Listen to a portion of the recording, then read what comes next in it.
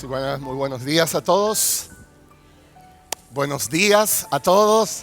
Muy bien. Quería aprovechar también y dar gracias a todos ustedes. Yo decía en el primer servicio, una de las maneras como usted se da cuenta si pertenece a un sitio, si es parte de la familia, es que no necesita introducción. Sí, usualmente cuando yo he predicado aquí tienen que introducirme, pero ya somos de aquí. Y nosotros queremos decirle gracias, mi esposa y yo nos sentimos muy amados por ustedes, nos sentimos muy bendecidos. Yo digo, son 2.500 nombres que tenemos que aprendernos, así que tengan paciencia. Hay veces que yo le digo a una persona que viene, un gusto conocerte. Y dice, pastor, ya usted me ha dicho eso 5 veces. Así que tengan paciencia, pero estamos felices aquí, hemos sido bendecidos aquí. Somos de aquí y nos quedamos aquí. Así que nosotros nos sentimos IBI. Para los que no entienden eso, yo soy pastor, estamos en transición, vivo en los Estados Unidos, pero la idea es que en el transcurso de este año podamos estar a tiempo completo aquí como pastor en la iglesia. Así que estamos felices. También doy gracias a los pastores, los líderes de esta iglesia. Es maravilloso la manera como nos han facilitado esta transición. Yo hablaba de Chacho, el pastor Chacho, su esposa Charla. Nosotros usualmente nos hospedamos en su casa cada vez que venimos y yo tengo llave, yo entro cuando quiera, salgo cuando quiera. Yo le digo a ellos algunas veces, siéntanse como en su casa aquí. Recibo gente. Y muy especialmente también al pastor Miguel y Katy. El pastor Miguel es uno de mis amigos que Dios me ha regalado. Es uno de los hombres que más admiro por su visión como pastor, por su integridad como pastor. Yo siento que es un honor muy grande que Dios ha cruzado nuestros caminos y que ahora podemos colaborar juntos. Así que gracias por todo eso. Quiero invitarles ahora a Filipenses capítulo 3, tal como está en sus notas. Filipenses capítulo 3, verso 12 al 14. Hemos titulado la meditación de hoy, ¿cómo terminar el año bien? Y ese título, para ser lo más honesto aquí que se pueda, yo lo copié del pastor Miguel. Él hizo una serie aquí que se llama ¿Cómo sufrir bien? Él es muy bueno poniendo títulos y palabras, así que yo siempre lo estoy acechando. Y como ya somos parte del equipo, yo ni le pedí permiso, así que ¿cómo terminar el año bien? Oigan esto, todos nosotros estamos ahora mismo en la víspera de ver el año 2016 llegar a su conclusión. Y es interesante que una experiencia como esta genera un sinnúmero diferentes de reacciones. Hay algunos que un fin de año representa en cierta manera un momento de tristeza, porque ellos traen el recuerdo de muchas aflicciones que han tenido en este año. Algunos han tenido pérdidas de seres queridos y esos eventos van a ser imposibles de olvidar. Ellos recuerdan al fin de este año eventos en sus vidas que le han marcado para siempre. Sin embargo, hay otros que al estar en fin de año, ellos les representa un momento de alegría, de gran gozo, casualmente por el recuerdo de algunas victorias que han conseguido, algunas bendiciones especiales que han tenido. Y son eventos también que le han marcado y ellos siempre desearán recordar eso. Algunos al fin de año se preocupan porque se están poniendo más viejos. Otros están felices porque se están volviendo más adultos. Algunos se alarman porque ellos perciben que están entrando en situaciones que son mucho más complicadas. Otros, sin embargo, celebran porque ellos han empezado a ver alivio para sus problemas y ven una luz de esperanza. Estos son los momentos en la vida, un fin de año, donde inexplicablemente se generan muchas respuestas diferentes, emocionalmente hablando, para un mismo evento. Ahora, la pregunta es esta. ¿Cómo debemos nosotros, como cristianos, concluir un año que con sus altas y con sus bajas está llegando a un fin. ¿Cómo debemos nosotros, como hijos de Dios, como personas que hemos sido comprados, como gente que tiene una esperanza que no es temporal, sino que es eterna, cómo nosotros debemos responder a un año 2016 que está culminando? ¿Qué tan diferente debe ser nuestra actitud en un momento como este? Y yo llamo la atención a la palabra actitud. De hecho, yo busqué en el diccionario de la Real Academia cómo se define la actitud. La gente que sabe de esto dice, una actitud son formas habituales de pensar, de sentir y de actuar de acuerdo a un sistema de valores que hemos adquirido. Una actitud son formas habituales de pensar, de sentir y de actuar de acuerdo a un sistema de valores que hemos adquirido. Cuando hablamos de actitud, hablamos de tres componentes que se combinan. Hay una capacidad cognitiva de pensar, hay una capacidad afectiva de sentir y hay una capacidad conductual que es de actuar. Todo eso es una actitud. ¿Qué tan diferente debe ser para nosotros como cristianos nuestra actitud al final del 2016? Y yo le propongo en esta mañana considerar Filipenses capítulo 3, versos 12 y 14. Son 3 versículos que nos van a guiar seguramente en cultivar una correcta actitud para cerrar este año. Yo quisiera, por favor, que lo leamos juntos. Filipenses capítulo 3. Voy a leer desde el verso 12 al 14. Ese es el apóstol Pablo hablando y él dice, no que él ya lo haya alcanzado o que ya haya llegado a ser perfecto, sino que yo sigo adelante a fin de poder alcanzar aquello para lo cual también fui alcanzado por Cristo Jesús. Y él dice, hermanos, esa es una iglesia que escribe, hermanos, yo mismo no considero haberlo ya alcanzado, pero una cosa yo hago, olvidando lo que queda atrás y extendiéndome a lo que está adelante, yo prosigo hacia la meta para obtener el premio del supremo llamamiento de Dios en Cristo Jesús. ¿Cómo podemos nosotros terminar este año 2016 con una buena actitud? ¿Cómo podemos terminar este año bien? Y en base a este texto, yo le quiero proponer que para hacer esto bien necesitamos 2 cosas. Necesitamos una buena evaluación, necesitamos una buena resolución. Una buena evaluación y una buena resolución. Déjeme tomar un tiempo entonces para explicar todo esto. En primer lugar, para terminar el año bien, necesitamos una buena evaluación. Por evaluación, a lo que me estoy refiriendo es la capacidad de analizar lo que ha sucedido, la capacidad de llegar a conclusiones de lo que ha sucedido, la capacidad de entender lo que ya tenemos para los retos que vendrán. Y yo diría que hay 2 cosas aquí, según el texto, que componen una buena evaluación. Lo primero es humildad. Para hacer una buena evaluación de nuestro caso, necesitamos humildad. Y yo quisiera verlo aquí en el versículo. En el verso 12, la primera parte, el apóstol Pablo dice, no que ya lo haya alcanzado o que haya llegado a ser perfecto. Otra vez en el verso 13, en la primera parte, él dice, hermanos, yo mismo no considero haberlo ya alcanzado. 3 veces, en 3 versículos, el apóstol Pablo insiste en la misma expresión, no lo he alcanzado. Otras versiones de la Biblia, ustedes saben que la Biblia se traduce de idiomas originales, de otra versión, y a veces usan palabras diferentes, a veces enriquecen la manera como se traduce.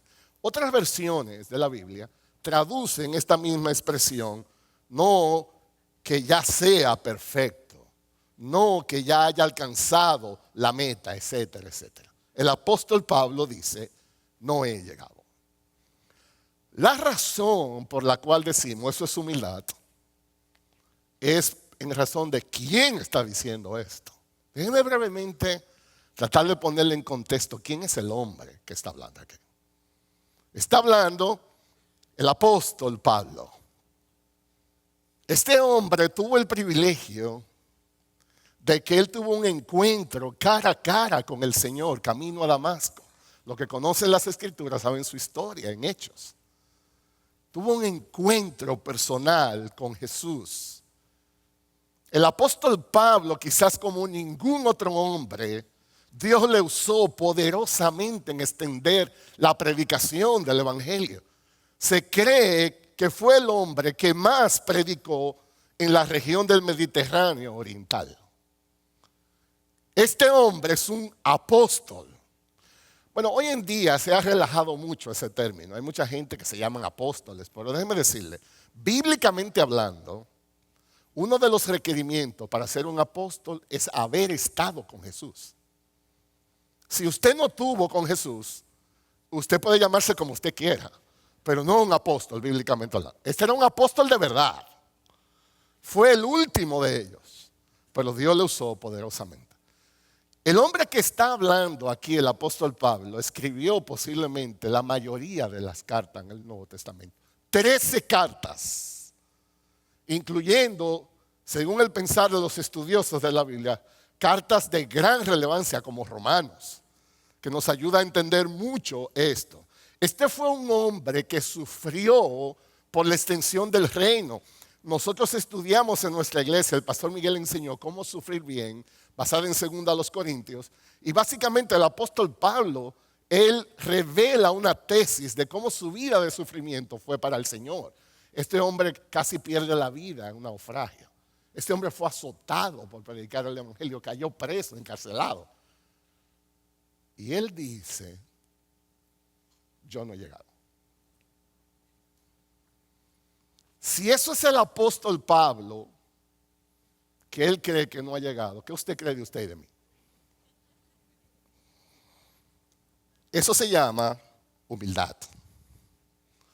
El apóstol Pablo no se gloría de nada de lo que ha dicho, de nada de lo que ha hecho. Él sabe que es un pecador salvado por gracia. Él sabe que no hay perfección de este lado del cielo. Él dijo, yo no he llegado espiritualmente. Y esa humildad es importante para evaluar bien. Esa humildad nos ayudará a no quedar frustrados ante las dificultades que tenemos. Saben que es difícil ser humilde en esto. Es difícil admitir que no hemos llegado todavía.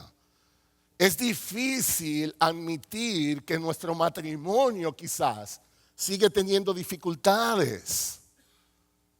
Es difícil admitir que mi situación de empleo es incierta. Es difícil admitir que tengo sueños que no he podido cumplir en este año y parece que se desvanecen. Es difícil aceptar que nuestros hijos quizás nos están dando dificultades, que no están respondiendo como padres le queremos enseñar. Es difícil cuando vemos que estamos luchando con pecados en nuestras vidas y parece como si no vamos a alcanzar victoria sobre ellos. Es difícil el tener que reconocer que quizás tenemos un espíritu muy crítico y que necesitamos crecer en ser más compasivos, en ser más amorosos, en ser más misericordiosos como nuestro Dios. Es difícil el tener que reconocer que tal vez estamos llenos de ira y que nos enojamos fácilmente. No hemos llegado. No somos tan espirituales como deseamos. No somos tan inteligentes como pensamos. No somos tan sabios como creemos. No somos tan buenos como sentimos. No somos tan fuertes como imaginamos. Humildad es aprender a decir, yo no he llegado. Yo no he llegado. La pregunta es, ¿cómo se llega ahí? ¿De dónde sale esa capacidad para abrazar una convicción para eso? Esta es la segunda parte aquí. Una buena evaluación no solo requiere humildad, pero en segundo lugar, identidad. Requiere identidad. Déjenme ir al texto para explicar. Escuchen de nuevo al apóstol Pablo hablar. Dice el verso 12, no que ya lo haya alcanzado o que ya haya llegado a ser perfecto, sino que yo sigo adelante a fin de poder alcanzar aquello para lo cual también fui alcanzado en Cristo Jesús. Hay algo que él llama aquello que Jesús ha logrado y él está enfocado en eso. Dice, yo pertenezco a algo, Cristo Jesús hizo algo y yo no he llegado, pero yo quiero alcanzarme el máximo potencial de eso. Otras versiones de la Biblia traducen esa expresión así, porque Jesús ya me ha hecho suyo, porque Jesús me alcanzó primero. Hay una base sobre la cual descansar para poder admitir con humildad no he llegado. Primero, hay algo que tenemos que abrazar en Jesús antes de poder vivir imitando a Jesús. Antes de intentar hacer cosas, yo tengo que ser alguien. Algo que aquí en esta iglesia se refuerza mucho. La identidad, ¿quién soy? Hay una identidad. Jesús es nuestra identidad. Jesús nos alcanzó. Jesús nos hizo suyos. Estamos en Jesús. Vivimos en Jesús. Jesús es la razón de nuestra vida. La única razón en medio de nuestras frustraciones que nos va a impulsar a seguir hacia adelante es Jesús es un Salvador maravilloso. Jesús es todo lo que yo no soy. Jesús es el fuerte, Jesús es el sabio, Jesús es el bueno, Jesús es santo, Jesús es justo, Jesús es bueno, misericordioso, compasivo, Jesús es tierno, Jesús es perdonador, Jesús es el camino, la verdad y la vida para mí. Jesús es mi mejor regalo de Navidad. Yo creo que no hubo un título más adecuado para el concierto que dimos aquí de nuestro regalo de Navidad. Esa es nuestra identidad. Y Pablo dice, yo no he llegado, pero yo prosigo para alcanzar eso.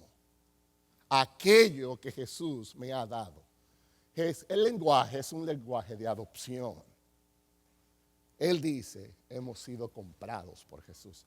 Hemos sido adoptados en Jesús. Déjenme tratar de explicar esto muy bien, porque esto es sumamente importante.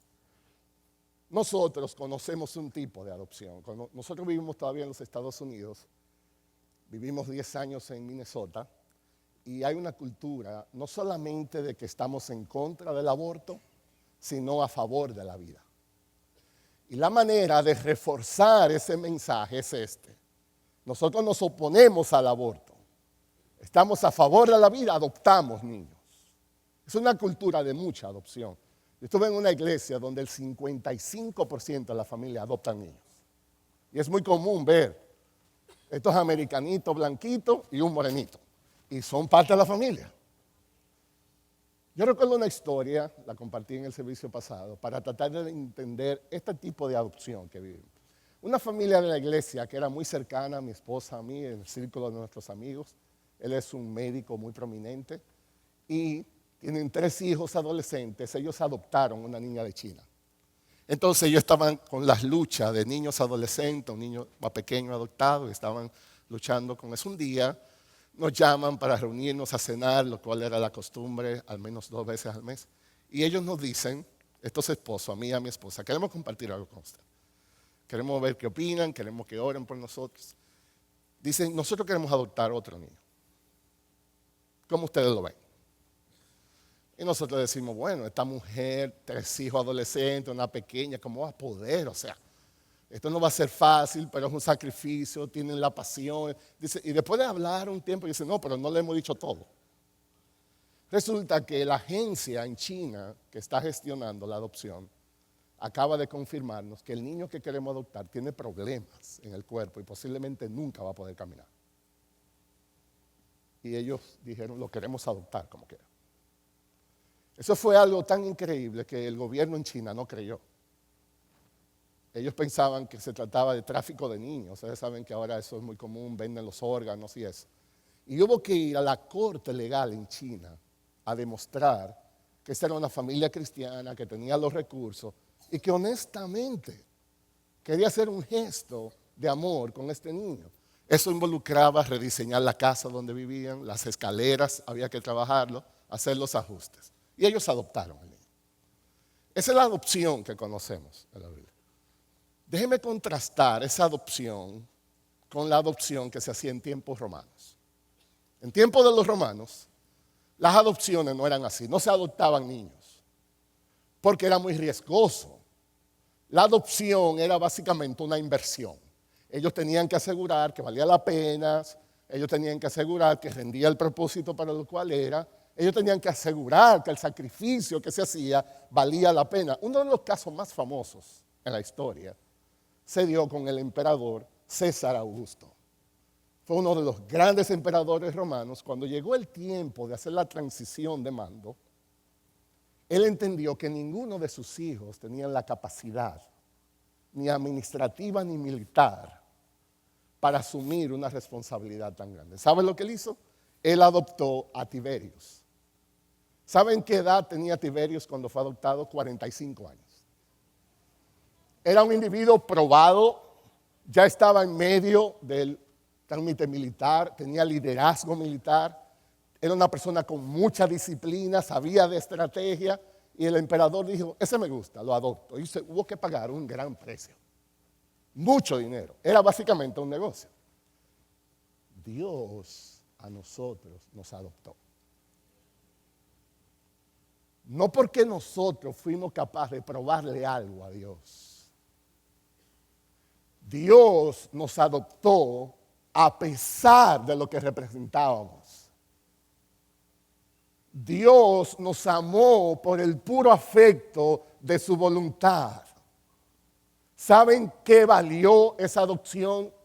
¿Saben cuál fue el pago que tuvo que hacerse? La sangre de su único hijo. ¿Qué tan amado te sientes tú por Dios? ¿Qué tan grande y valioso es para ti el amor de Dios que te adoptó? Esa es nuestra identidad. Nuestra identidad está en Jesús. Él es nuestra razón de vivir. La Biblia dice, no hay ninguna condenación para los que están en Cristo Jesús. Él es nuestro escudo. Jesús dijo, estas cosas os he hablado para que en mí tengáis paz. En el mundo tendréis tribulación, pero confiad. Yo he vencido al mundo. En Jesús, Dios está por nosotros, no en contra de nosotros. Dios nos ha dado identidad en Él. Y este mismo hombre, el apóstol Pablo, escribiendo a los romanos, en una de las más maravillosas doxologías de la Biblia, dice, pero en todas estas cosas, incluyendo altas, incluyendo bajas, incluyendo retos y bendiciones, en todas estas cosas somos más que vencedores por medio de aquel que nos amó. Y él dice, porque estoy convencido de esto. No es una prueba de ensayo de si pasa o no pasa. Estoy convencido de esto, que ni la muerte, ni la vida, ni ángeles, ni principados, ni lo presente, ni lo porvenir, ni los poderes, ni lo alto, ni lo profundo, y por si acaso se me olvida algo, ni ninguna otra cosa creada nos podrá separar del amor de Dios que es en Cristo Jesús, Señor nuestro.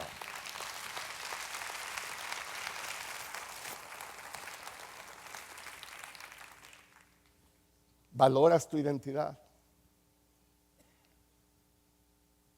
¿Recuerdas lo que eres para Dios en Jesús?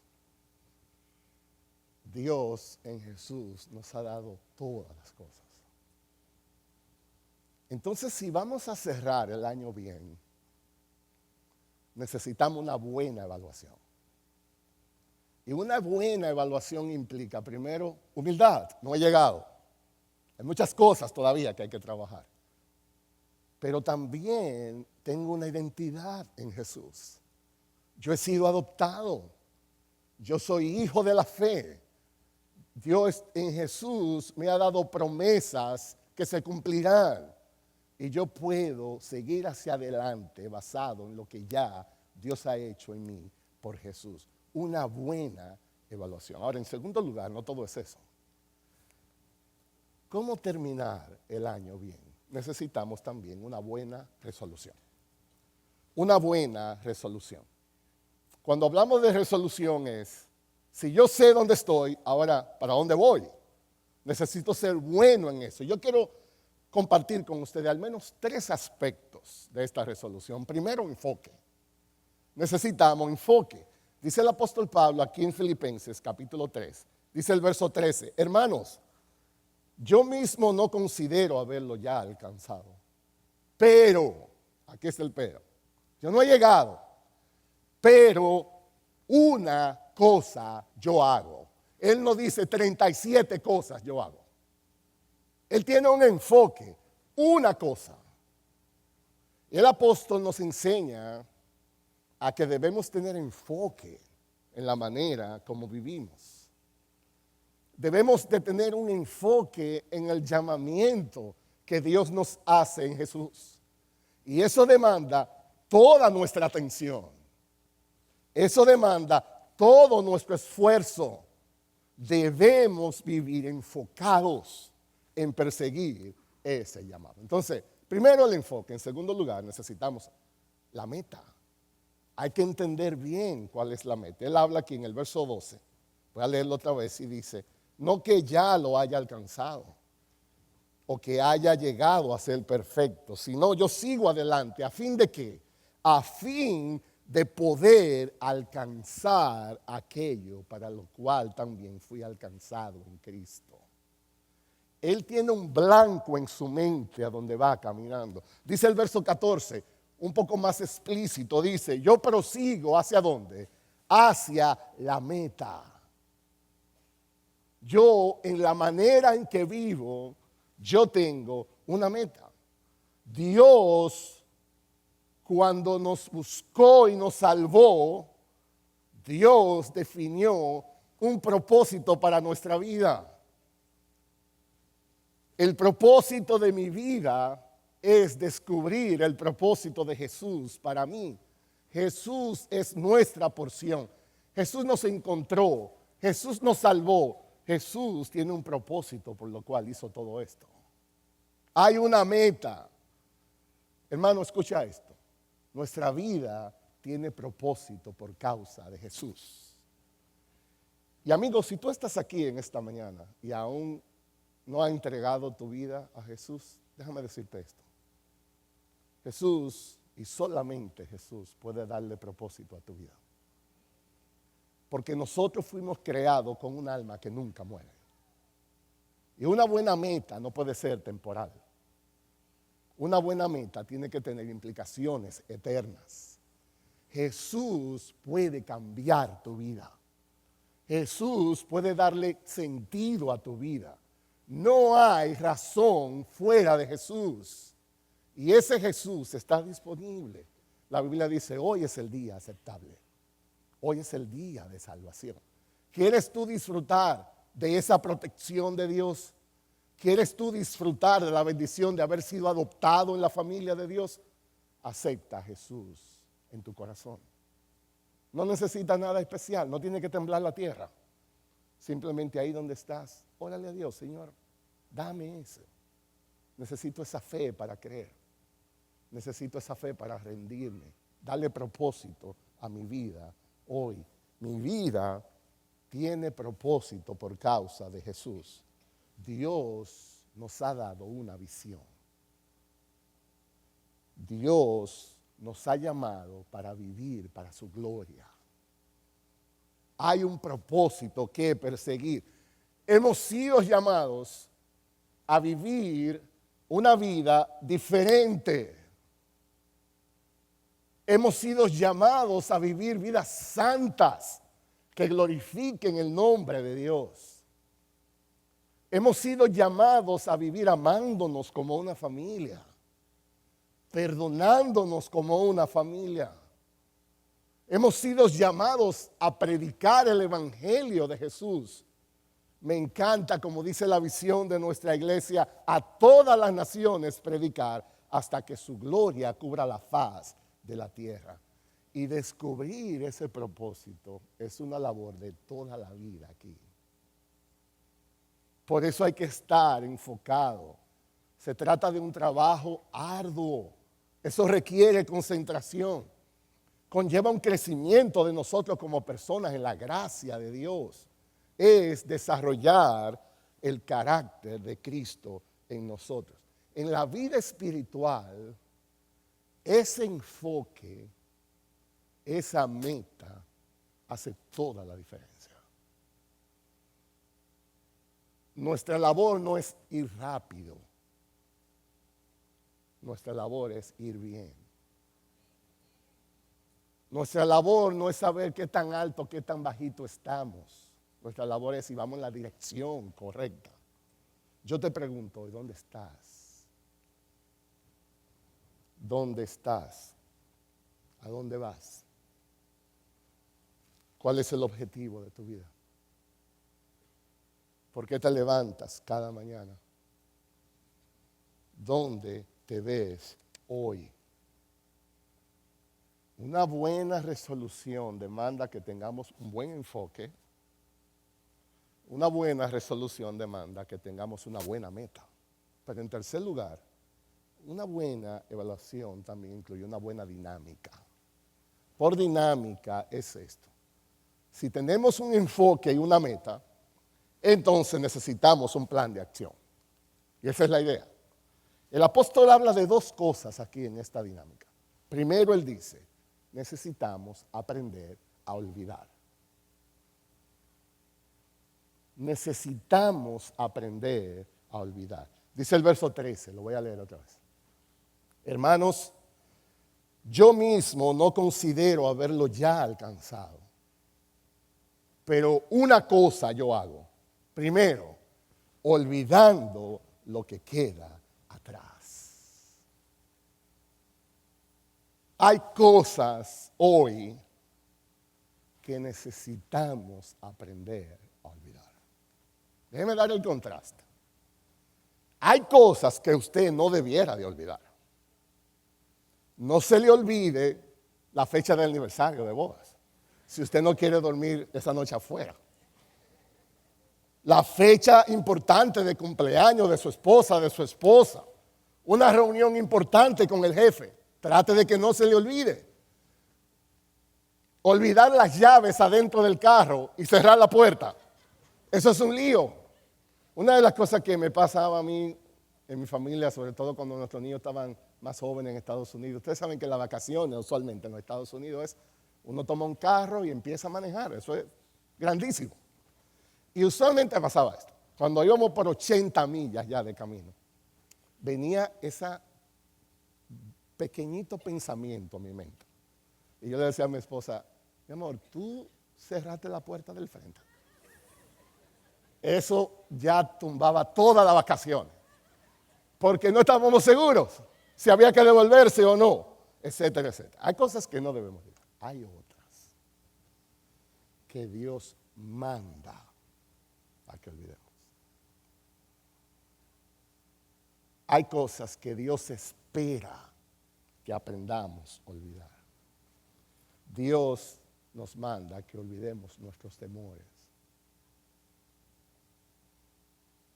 Dios manda que olvidemos fracasos que hayamos tenido en este año. Dios manda que olvidemos derrotas, fallos temporales que han sucedido y que no nos quedemos frustrados allí. Dios manda que olvidemos algunos ataques del enemigo, ofensas que otros nos han hecho.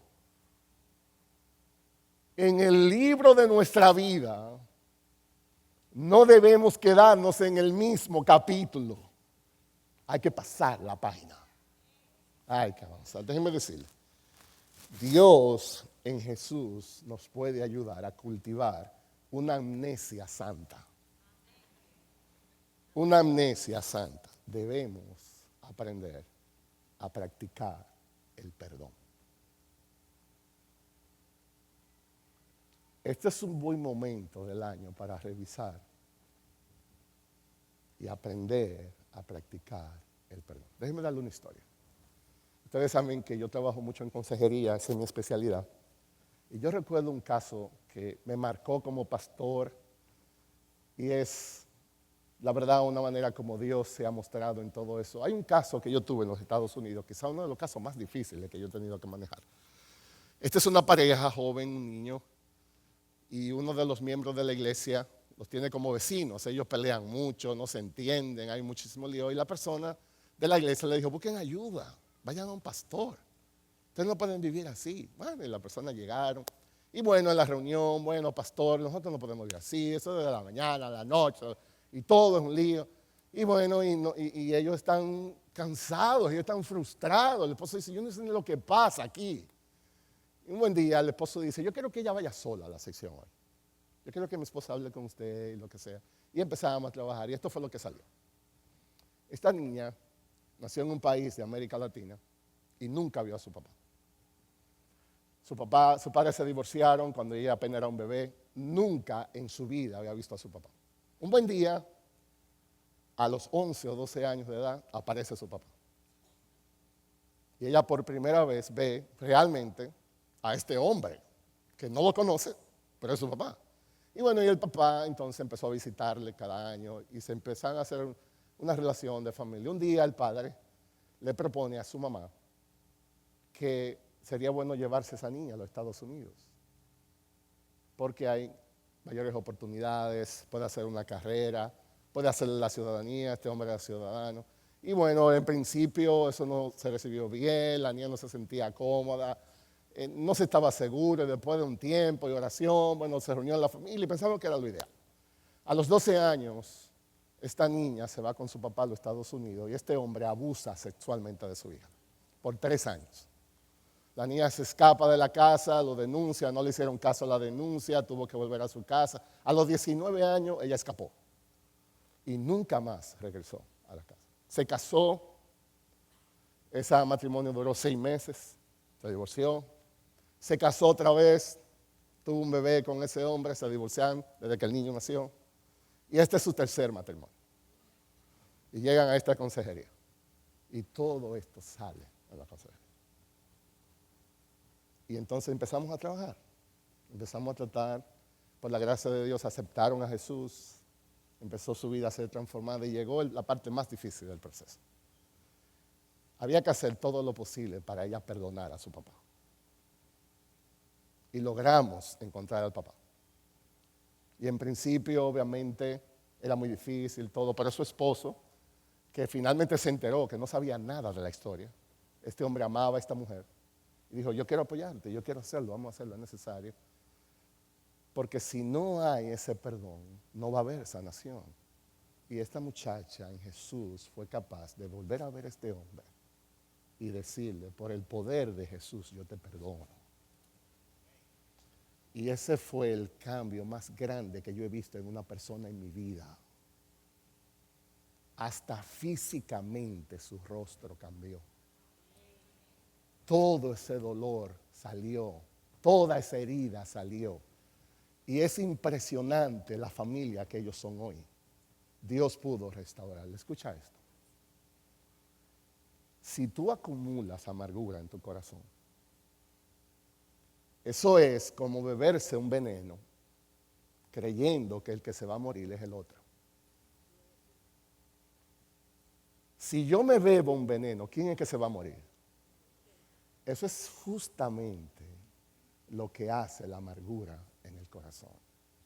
Y Dios dice, yo te he perdonado a ti. Y no habrá sanidad si por el poder del Espíritu Santo no aprendemos a perdonar. Déjeme decirle esto, hay poder en el perdón. Dios es glorificado en el perdón. Colosenses 3 dice, soportándoos unos a otros y perdonándoos unos a otros. Si alguno tuviera queja contra otro, como Cristo os perdonó, así también hacedlo vosotros. No podremos avanzar si no aprendemos a olvidar. No vamos a ser sanados si no somos capaces de perdonar. No podremos avanzar si estamos consumidos en el pasado sobre algo. La pregunta es, ¿cómo yo sé, pastor, si yo estoy en esta situación? ¿Cómo yo sé si yo estoy viviendo el pasado y no he podido superar? Déjame hacerte algunas preguntas, como una reflexión y que esto te ayude. ¿Existe en tu vida tanto rencor contra una persona que tú no puedas estar a su lado? ¿Viene a tu mente constantemente heridas, sucesos que han pasado antes y que tú no logras olvidar? ¿Hay en tu corazón algún deseo, aunque sea mínimo, de vengarte contra alguien? ¿Está tu corazón lleno de amargura? ¿Exhibes tú una tristeza, una depresión que es continua en tu vida? Todas estas cosas quizás pueden ser indicios de que hay cosas no resueltas en tu corazón.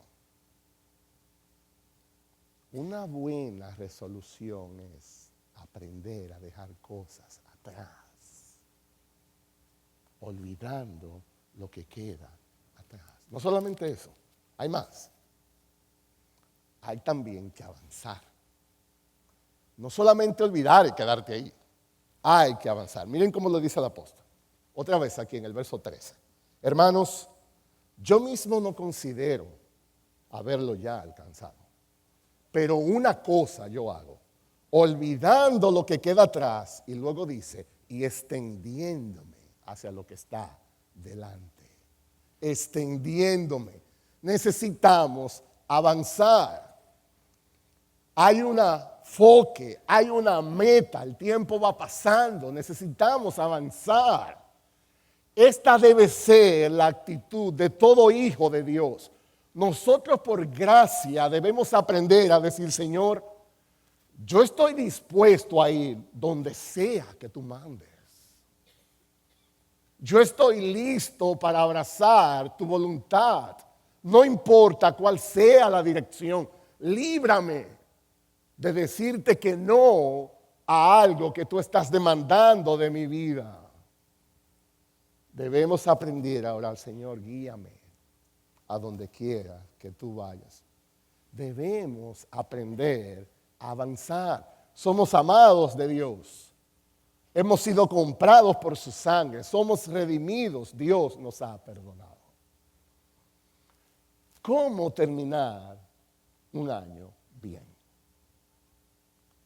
¿Cómo tener una buena actitud hacia un año que está prácticamente concluyendo? Nosotros necesitamos una buena evaluación. Eso demanda humildad para decir, yo no he llegado, pero eso demanda identidad. ¿Quién soy en Jesús? Jesús está por mí. Jesús me ha comprado. Yo he sido adoptado. Dios pagó con el precio de la sangre de su Hijo para hacerlo. Yo tengo esperanza. En segundo lugar, necesitamos una buena resolución. Necesitamos un buen enfoque. Hay un llamamiento. Necesitamos una buena meta. Hay algo que Cristo Jesús alcanzó para mí y quiero maximizarlo. Necesitamos una buena dinámica. Hay que aprender a olvidar, dejar cosas atrás. Necesitamos también avanzar. Hay cosas que Dios está moviendo en nuestras vidas y debemos responder. ¿Qué aprendemos de todo esto? Déjenme traer 3 aplicaciones en cuanto a esto. Primero, necesitamos ser humildes. Necesitamos ser humildes.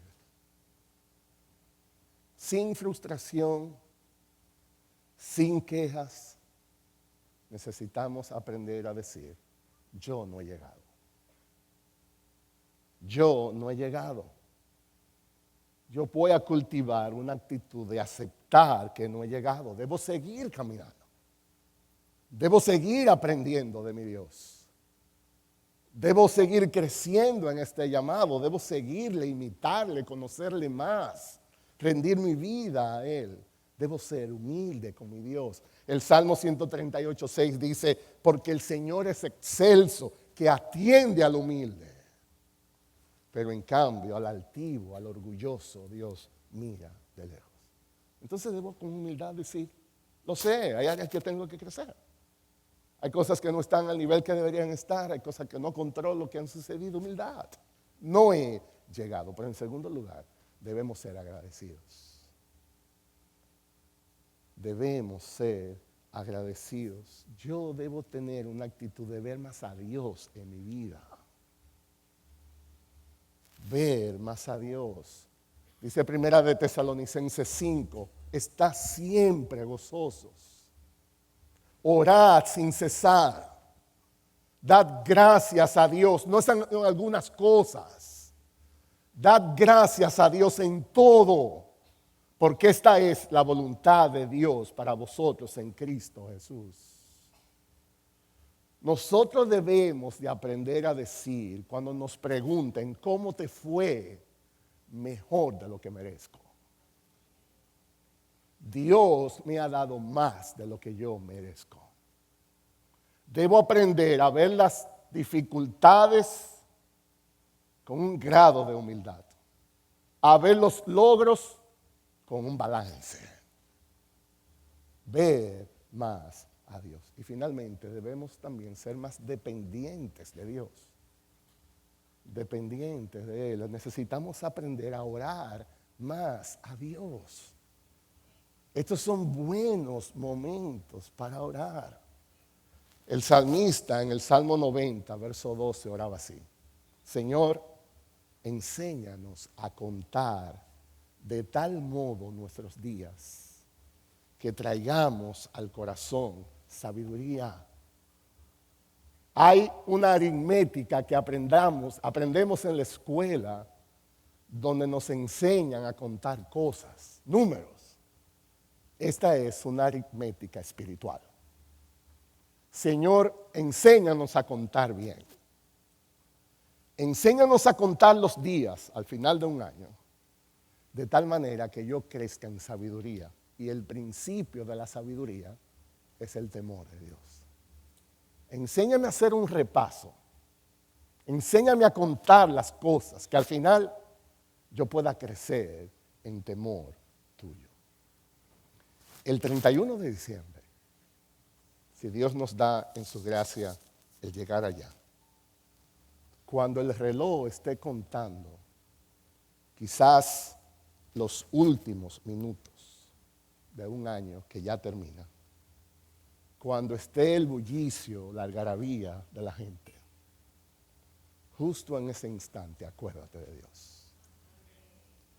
Acuérdate de su fidelidad. Dale gracias que Dios ha sido muy bueno contigo. Pídele que te dé un corazón humilde para no frustrarte en las cosas que no has podido alcanzar porque no hemos llegado. Y pídele que te dé esa fe para verle. Tenemos un llamado. tenemos un propósito por el cual vivir. Jesús entregó su vida en un madero para que hoy podamos disfrutar más a Dios. Que Dios nos capacite con su gracia para terminar este 2016 bien, olvidando lo que queda atrás y extendiéndonos a lo que está delante. Vamos a orar.